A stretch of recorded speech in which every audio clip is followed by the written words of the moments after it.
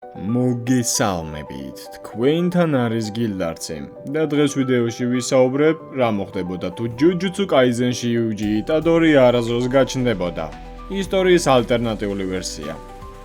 მას ასე დავიწყოთ.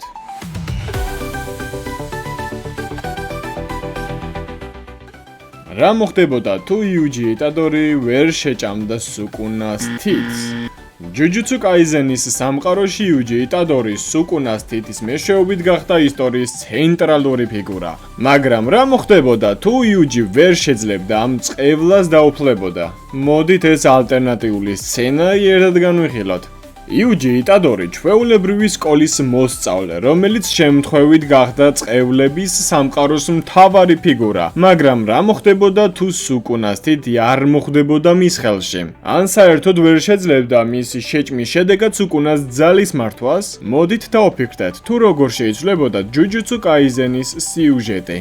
სუკუნას თითის შეჭმის გარეშე იუჯი იტადორი ვერ გახდებოდა ჯუჯუცუს სამყაროს ნაწილი და მთელი ისტორია სხვაგვარად განვითარდებოდა. იუჯის უნარი სუკუნას გაკონტროლებისა გახდა ისტორიის ცენტრი. სუკუნას უნარის გარეშე იუჯი ვერ შეძლებდა ამდენი ძლიერი წყევლის დამარცხებას. მას არ ექნებოდა საკმარისი ძალა გუნდის მხარდასაჭერად, განსაკუთრებით ისეთი მოწინააღმდეგეების წინააღმდეგ, როგორიც არის მაჰიტო და სხვა უამრავი წყევლა. შედეგად, გოჯო სატორუ ალბათ იპოვიდა სხვა მეთოდს, რომ სუკუნას თითების განადგურება მომხდარიყო. იუჯი იტადორის ადგილი როგორც გმირი, ცარიელი დარჩებოდა, ან სხვა რომელიმე პერსონაჟი ჩაანაცვლებდა. მოვლენების განვითარება იუჯის გარეშე. სიუჟეტის მთავარი ბრძოლები და მოვლენები ისე ვერ განვითარდებოდა, როგორც ეს თავდაპირველ ისტორიაში ვნახეთ. მაჰიტოსთან დაპირისპირება. მაჰიტოსთან ბრძოლის დროს იტადორის როლი იყო კრიტიკული. მისი ძლიერი ფიზიკური ძალა და სუკუნას დახმარება ერთ-ერთი გადამწყვეტი ფაქტორი იყო. ნუ არ დაგვავიწყდეს ჩვენი ძმა ტოდოც.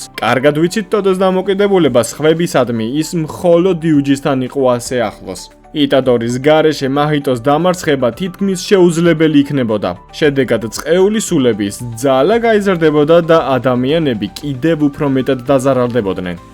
შიბუიას მოვლენები. შიბუიას ბრძოლის დროს იტადორის გავლენა არ იქნებოდა, რაც სავარაუდოდ გამოიწვევდა კიდევ უფრო მეტ განადგურებას. სატორუ გოჯო შეიძლებოდა დარჩენილიყო ერთპიროვნული დამცველი, რაც მისი დამარცხების ალბათობას გაზრდიდა.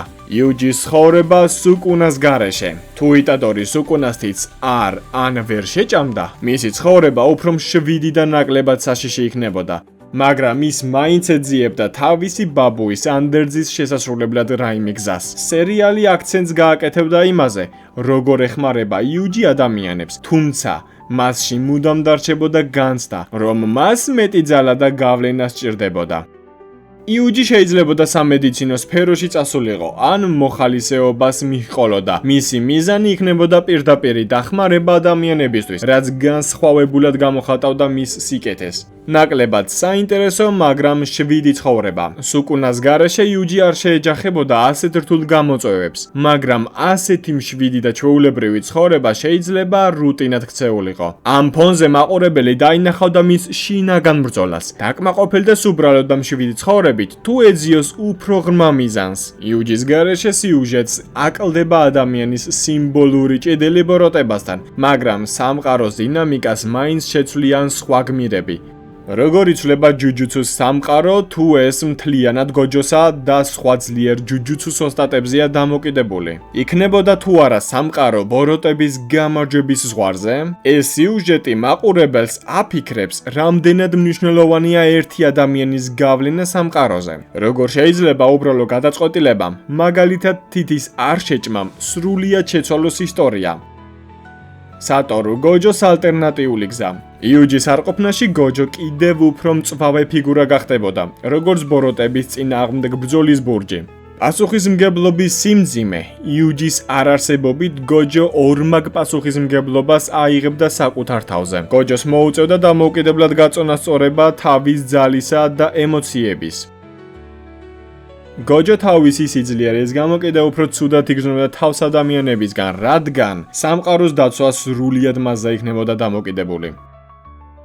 მოსწავლეებთან ურთიერთობა. მეგუმისთან და ნობარასთან ჩამოაყალიბებდა ძლიერ დისციპლინას, მაგრამ ამას შესაძლოა ბევრი კონფლიქტი გამოეწვია. გოჯოს დინამიკა გახდებოდა კიდევ უფრო მენტორული და მკაცრი. მეგუმი ფუშიგუროს გზა. იუჯის არ ყოფნა მეგუმის მენტალურ და ემოციურ სირთულეებს გაუმძაფრებდა. იუჯის არ ყოფნაში მეგუმი იძულებული გახდებოდა გუნდის ლიდერობა აეღო საკუთარ თავზე, მიუხედავად მისი სიმორცხვისა და თვითშეფასების საკითხებისა. მეგუმის ტენდენცია გააკეთოს ყველაფერი საკუთარი ძალებით შესაძლოა ბნელი და ოდნავ ბოროტი ხასიათი მიეღო, რაც მას ნაკლებად თანაგრძნობად აქცევდა. გოჯო ეცდებოდა მეგუმის სწორ გზაზე დაყენებას, მაგრამ მათი ურთიერთობა შესაძლოა დაძაბული გამხდარიყო, რადგან მეგუმის სირთულეებს ხშირად თავისი ჩუმად გადაჭრის მცდელობა თან ახლავს. ნობარა კუგისაკის როლი. ნობარა იუჯის გარეშე უნდა გახდეს საკუთარი თავის საყრდენი და გადალახოს მისი შინაგანი ეჭვები. ნობარა უფრო ფოკუსირდებოდა საკუთარ მიზნებზე და ნაკლებად ექნებოდა ემოციური ბალანსი, რაც მას დაუნდობელ ჯადოქრად აქცევდა. ნობარასა და მეგუმის ურთიერთობა შესაძლოა უფრო დინამიური გამხდარიყო, მაგრამ ის ასევე სავსე იქნებოდა ტკივილითა და გაურკვევლობით, რადგან ორივე სხვადასხვა გზით უმკლავდება სირთულეებს. ნობარა ეცდებოდა გუნდში მენტალურ ბალანსს, მაგრამ ემოციური მხარდაჭერის ნაკლებობა მის შინაგან ტკივილებს გამოაშკარავებდა. სუკუნას როლი. რაც შეეხება სუკუნას, სუკუნა როგორც მძლავრი და სასტიკი მეფე წყევლათა იუჯის არყოფნაში სრულიად სხვა გზას აერჩევდა, რადგან მისი აღორძინება იუჯის სხეულზეა დამოკიდებული. ის ვერ იპოვიდა სრულყოფილ ჭურჭელს, რაც მას მძლავრ წყევლად ჩამოაყალიბებდა, მაგრამ მისთვის ერთგვარი თავისუფლებაც იქნებოდა ეს.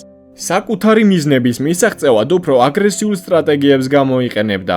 სუკუნას ალტერნატიული გზა ფოკუსირდება მის პირდაპირ გავლენაზე სამყაროში, სადაც ის კიდევ უფრო დიდ ქაოსის წყაროდ გადაიქცეოდა. ყოველ შემთხვევაში ეცდებოდა მაინც. ვიდეოში იუჯის ალტერნატიულ ცხოვრებაზე ვსაუბრობთ, სადაც სუკუნას გარეშე მისი ცხოვრება მშვიდია, მაგრამ ნაკლებად ეპიკური. მიუხედავად ამისა, ის ცდილობს ბაბუის ანდერძის შესრულებას და ადამიანებისთვის დახმარებას. სამყარო მასზე ნაკლებადაა დამოკიდებული და მეტი როლი ეკისრებათ გოჯოსა და სხვა ჯუჯუცუს ოსტატებს, თუმცა ემოციური სიღრმე და გმირული ბრძოლების ხაზი იკარგება. ეს კონცეფცია მაყურებელს სთავაზობს კითხვებს, რამდენად მნიშვნელოვანია ერთი ადამიანის გავლენა სამყაროზე და როგორ შეიძლება ერთი გადაწყვეტილება სრულიად შეცვალოს ისტორია. ამრიგად, იუჯის გარეშე ჯუჯუცუ კაიზენის სამყარო გაცილებით ბნელი და იმედგაცრუებული იქნებოდა. რას ფიქრობთ, ვინ შეცვლიდა იტადორის ადგილს? როგორ განვითარდებოდა მოვლენები, თუ სუკუნას ძალა ვერ მოხდებოდა მის ხელში? დაწერეთ თქვენი აზრი კომენტარებში. ასევე შემოგვიერთდით Discord სერვერზე. თუ მოგეწონათ ვიდეო, დაალაიქეთ და არ დაგავიწყდეთ არხის გამოწერა, რომ არ გამოტოვოთ შემდეგი საინტერესო ვიდეოები. ახლა კი დაგემშვიდობებით, შევხვდებით მომდევნო ვიდეოში დროებით.